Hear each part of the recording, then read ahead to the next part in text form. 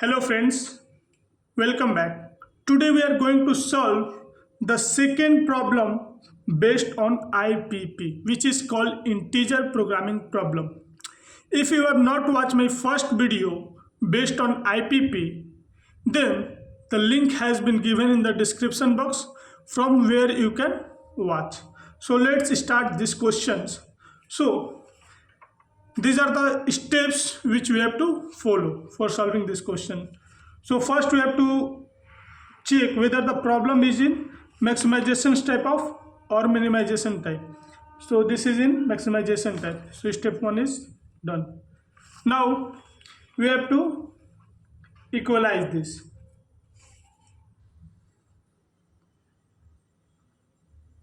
Equalize. So what we have to write? x1 plus 2x2 plus s1 is equal to 4, 2x2 plus x2 s2 is equal to 6, and x1 comma x2 comma s1 comma s2 greater than equal to 0, right? And what are the objective functions? Max z is equal to 4x1 plus 3x2 0 into s1 plus 0 into s2. Now we have to make table. So now fill this table. तो इस table को fill करने के लिए जिस तरह से सबसे पहले हम लोग क्या करेंगे, सिंप्लेक्स मेथड से इसको सॉल्व करेंगे। तो सिंप्लेक्स मेथड में इस टेबल का वैल्यू कैसे लिखते थे? यहाँ s1 आ जाता था, s2 आ जाता था, ये इधर वाला आ जाता था 4 6, यहाँ ये वैल्यू पुट कर देंगे 4 3 0 0, यहाँ वाला वैल्यू यहाँ आ जाता था। अब ये जो दिया है 1 2 1 0 2 1 0 1, ठीक है। अब यहाँ जेड जी फाइंड करते थे, तो ये जो 0 0 0 0, जेड जी कैसे निकालते थे? This into this plus this into this. आप एक बार अगर आप सिंप्लेक्स मेथड नहीं देखे हैं तो जाके वहाँ से देख लीजिएगा, स्टेप बाय स्टेप हमने सॉल्व किया है। तो अब जेड जी माइनस सी जी निकालते थे, तो ये हो जाएगा क्या? -4 -3 0 0। तब देखेंगे इसमें से की कॉलम निकालने के लिए सबसे बड़ा ये है, तो ये मेरा की कॉलम हो गया। तो क्या है, निकाल देते हैं मिन, ठीक है। Min is equal to x B of key column, इसको हमको फाइंड करना होता था। तो फाइंड करेंगे तो यहाँ क्या हो जाएगा, 4 divided by 1 is equal to 4, 6 divided 2 is equal to 3। तो इसमें छोटा लेते थे, तो ये मेरा की रो हो गया। तो आउटगोइंग एलिमेंट मेरा क्या हो गया? आउटगोइंग एलिमेंट हो गया x1 मतलब बाहर जाएगा, ये 2 बाहर जाएगा, यहाँ ये x1 से रिप्लेस हो जाएगा। तो रिप्लेस करते हैं, C B B B x B x1 x2 s1 s2, ठीक है।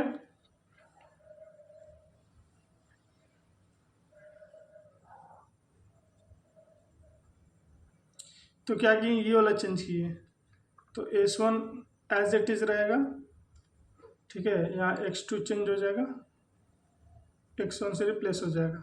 ये x1 का ऊपर में वैल्यू क्या है 4, तो यहाँ आ जाएगा 4, ये हो जाएगा आपका 0, ठीक है।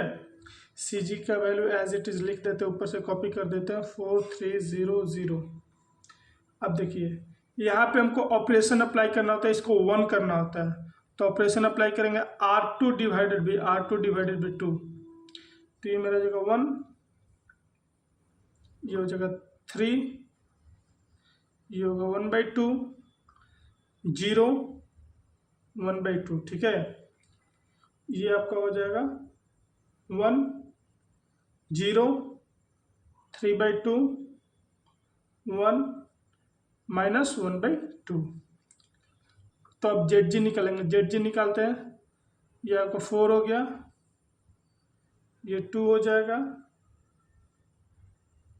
ये आपका 0 हो गया, ये आपका 2 हो गया।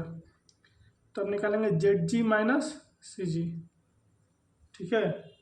तो ये 0 हो गया, -1 0 2। तो अब इसमें मोस्ट नेगेटिव देखते हैं, तो ये है। तो ये आपका की कॉलम हो गया।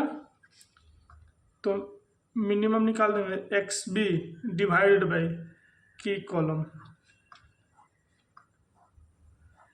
तो की कॉलम का आपका वैल्यू हो जाएगा, ये 2/3 हो जाएगा, ये 6 हो जाएगा। तो छोटा ये है, तो ये मेरा की रो हो गया। आउटगोइंग एलिमेंट क्या होगा, x2 को किससे रिप्लेस करेंगे, इसे। चलिए तो रिप्लेस करके एक नया टेबल बनाते हैं और देखते हैं। तो ये मेरे पास टेबल है, अब इसमें वैल्यू फिल करते हैं। तो आउटगोइंग एलिमेंट क्या होता है, x2 को इससे रिप्लेस कर देंगे। तो x2 x1 इसका वैल्यू पुट कर देंगे 3 4। यहाँ CG का वैल्यू लिख देंगे 4 3। अब इसका, ठीक है। तो इसको 1 करने के लिए हमको ऑपरेशन अप्लाई करना पड़ेगा, R1 2/3 R1, ठीक है। तो यहाँ वैल्यू आ जाएगा आपका 1, ये हो जाएगा 0, ये हो गया आपका 2/3, ये भी 2/3 हो जाएगा, -1/3। R2 में ऑपरेशन अप्लाई करेंगे, R2 become R2 minus R1/2। तो ये आपका हो जाएगा 8/3 1 0 -1/3 2/3। फिर ZG निकालेंगे, ZG आपका हो जाएगा 4 3, ये आपका होगा 2/3, ये होगा आपका 5/3। अब ZG माइनस CG निकालेंगे, ठीक है। 0 0 2/3 5/3। तो अब देखेंगे हम लोग यहाँ पे सिंप्लेक्स मेथड में क्या होता था, ये अगर पॉजिटिव आ गया तो हम लोग स्टॉप कर देते थे। तो लिखेंगे here ZG minus CG greater than equal to 0। So अभी x1 का वैल्यू क्या है, 8/3, और x2 का वैल्यू क्या हो गया, 2/3। जो ये है, तो ये मेरे को ये फ्रैक्शन में निकला है, ठीक है। लेकिन क्वेश्चन में क्या बोला है, या देखिए क्वेश्चन में आपका यहाँ कंडीशन देखिए, x1 और x2 जो होगा इंटीजर होगा, ठीक है। तो इसीलिए हम लोग अब आगे प्रोसीड करते हैं, देखते हैं कैसे क्या करते हैं। तो x1 का वैल्यू ये हो गया, x2 का वैल्यू ये हो गया। तो अब देखिए फ्रैक्शनल पार्ट निकालेंगे, ठीक है। Fractional part of x1।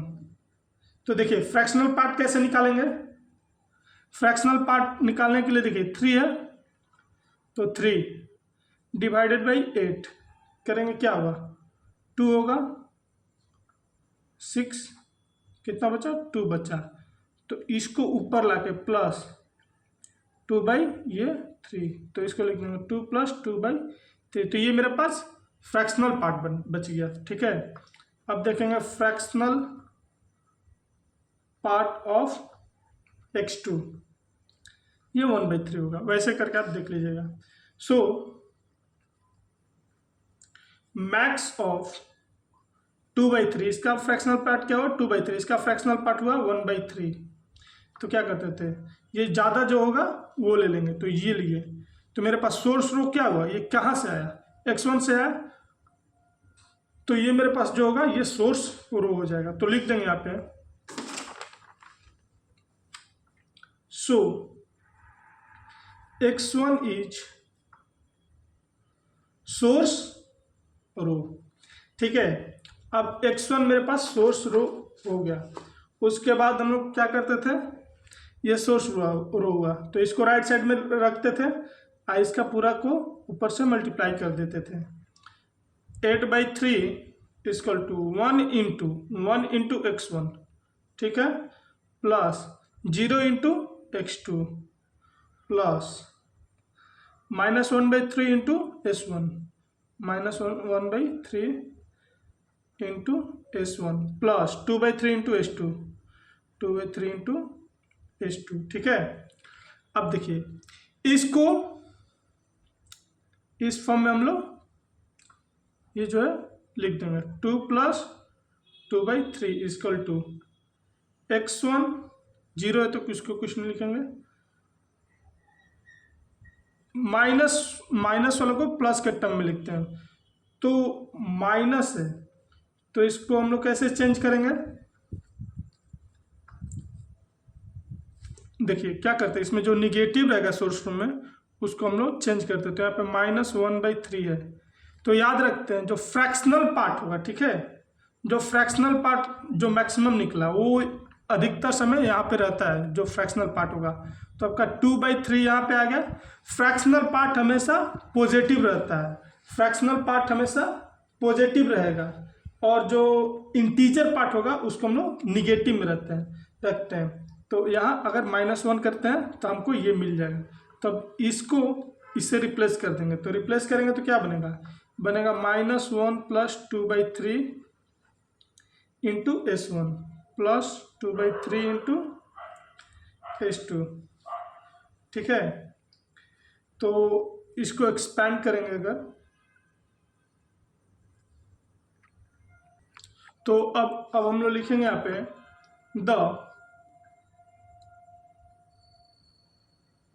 The fractional cut constant. फिर इसमें क्या करते हैं, जो गोमुरियन कांस्टेंट होता है इसमें क्या करता है, इंटीजर पार्ट को हम लोग रिमूव कर देते हैं, जो फ्रैक्शनल पार्ट बचेगा उसी को बस लिखते हैं। तो इसको लिखते हैं, ये इंटीजर पार्ट है इसको रिमूव कर देंगे, ये भी है, ये फ्रैक्शनल पार्ट है तो लिखेंगे 2/3 S1 plus 2/3 S2 greater than equal to इसका फ्रैक्शनल पार्ट 2/3, ठीक है। अब देखिए मैक्सिमाइजेशन से प्रॉब्लम, मैक्सिमाइजेशन है तो साइन ये वाला रहना चाहिए, लेस देन वाला, ठीक है।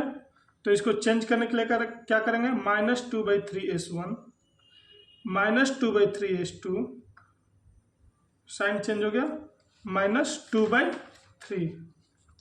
तो अब हमको इसको इक्वलाइज करना होगा, जैसे इक्वलाइज और सब कांस्टेंट करते थे, तो इसको इक्वलाइज करेंगे तो क्या होगा, -2/3 S1 -2/3 S2 प्लस G1, इसी को बोलते हैं गोमुरियन कांस्टेंट, -2/3। अब क्या करेंगे, अब इसको जो ये मेरा ऑप्टिमल टेबल बना ये वाला, इसके नीचे रख के डुअल सिंप्लेक्स मेथड से हम लोग सिंपली सॉल्व कर देंगे, ठीक है। तो चलिए सॉल्व करते हैं। तो यहाँ लिखेंगे now put this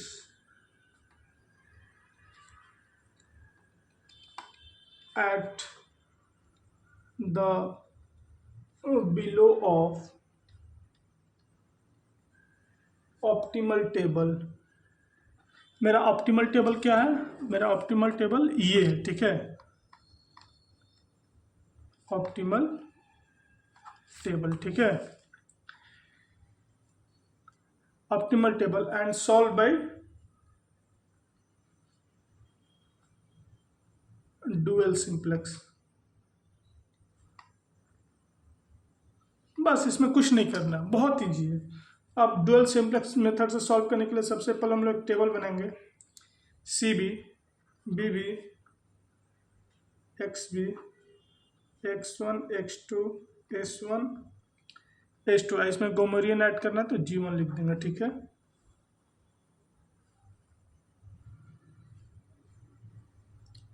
as it is ये वाला जो टेबल दिख रहा है ना, एज इट इज बना लेंगे। तो ये हो जाएगा X2 हो जाएगा आपका, X1 हो जाएगा, ठीक है। जो वैल्यू है उसको लिख लेते हैं पहले, 3 4 2/3 8/3 0 1 1 0 2/3 -1/3 -1/3 2/3, यहाँ पे कुछ नहीं है तो 0 0 पुट कर देंगे, और यहाँ पे हम लोग गोमोरियन का वैल्यू ऐड कर देंगे, ठीक है। कुछ नहीं है तो यहाँ CG लिखेंगे, CG क्या हो जाएगा 4 3 0 0 0, ठीक है। तो देखिए जो हम लोग इक्वलाइज किए तो इसमें कुछ वैल्यू नहीं है, राइट साइड में -2/3, तो -2/3 यहाँ लिख देंगे। और ये 0 0, S1 का वैल्यू -2/3 -2/3, ठीक है। S2 का भी वैल्यू है -2/3, S2 का वैल्यू -2/3, ठीक है। और G1 का वैल्यू है 1, तो G1 का वैल्यू क्या होगा 1। अब इसको हम लोग सॉल्व करेंगे, तो सॉल्व करने पर ZG निकालते हैं। ZG हो जाएगा आपका 4 3 2/3 5/3 0, ठीक है। अब ZG माइनस CG निकालेंगे। 0 0 2/3 5/3 0। तो अब डुअल सिंप्लेक्स मेथड में क्या करते थे, याद रखिएगा, इसमें पहले की रो निकालते, ठीक है। सिंप्लेक्स में क्या करते थे, सिंप्लेक्स में की कॉलम पहले निकालते थे। तो इसमें ये आपका ये की रो हो गया, ठीक है। उसके बाद की कॉलम के लिए क्या करते थे, लिखते थे max ZG minus CG divided by ZG, तो जो निगेटिव वाला रहता था उसका ही, तो लिखेंगे 2/3 डिवाइडेड बाई -2/3 5/3 डिवाइडेड बाई -2/3। तो इसमें से इसको सिंप्लीफाई करेंगे, मैक्स इजकल टू -1 -2, तो सबसे ज़्यादा ये है, मतलब ये है, तो ये कहाँ से है, यहाँ से है।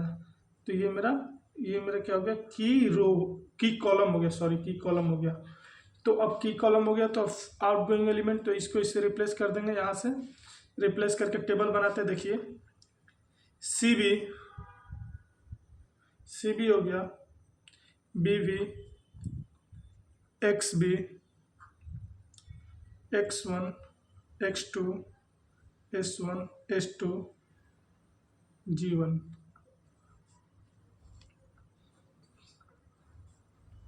बहुत ईजी है।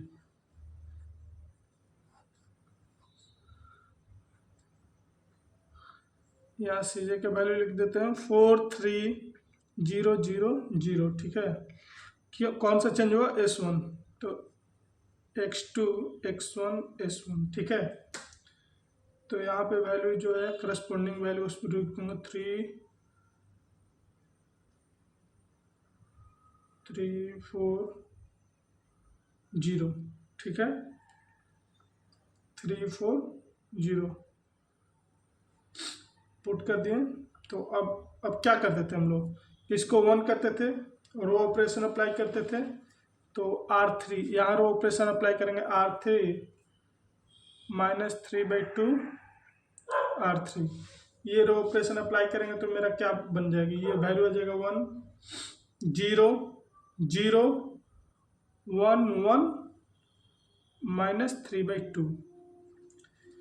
फिर R2 पे अप्लाई करेंगे, R2 पे अप्लाई करेंगे तो क्या मेरा आएगा, R2 पे अप्लाई करेंगे तो R2 प्लस R3/3, ये करेंगे तो मेरा ये आ जाएगा आपका 0, ठीक है। ये हो गया 1, ये हो गया -1/2, ठीक है।